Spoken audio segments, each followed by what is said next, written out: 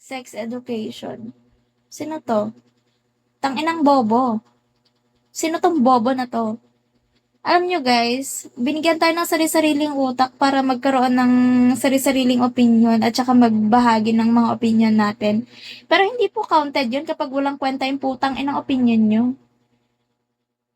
Ngayon guys, kung hindi kayo open-minded, then go scroll kayo. Don't watch my live. At saka isa pa, if you think that being open-minded is lessen my dignity or pagbababa sa sarili, if you say so, hindi naman.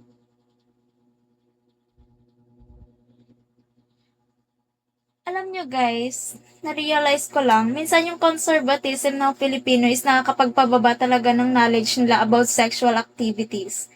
Kaya nga, kaya nga maraming batang ina sa atin eh. Kasi nga, conservative kayong lahat. Hindi nyo sila naturuan kung paano talaga gumawa ng ganyang bagay ng safe. Kasi nga, conservative kayo. Tang ina ka ba? Ngayon, kung wala kayong alam sa ganyang bagay, edi putang ina mo, dun ka. This is Lance. Putang ina mo, kahit si Lance, open-minded sa ganyang bagay, hindi mo lang alam.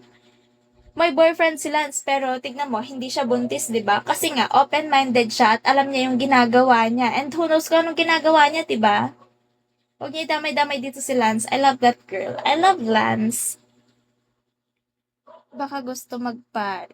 Kaya nga, di ba? Ang bobo lang. Kung sino man yung mga conservative dyan, doon kayo. Doon! Doon kayo sa far away. Huwag kayo dito.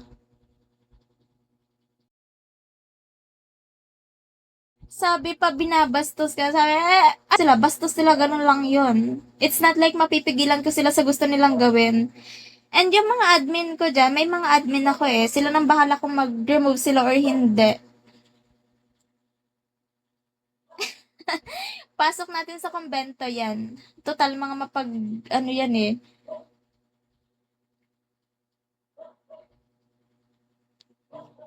Itong mga to, parang mga tangina mag-isip.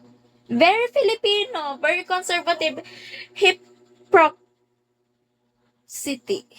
Mga hypocrite kayo. Go away, very Filipino.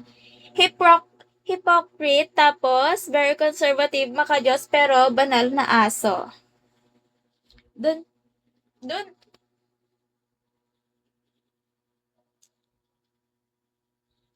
malapit ka na, putang ina ka. Ba gusto mong laslasan kita sa leeg, be? Hoy, ba't ang dami nyo, te, puso?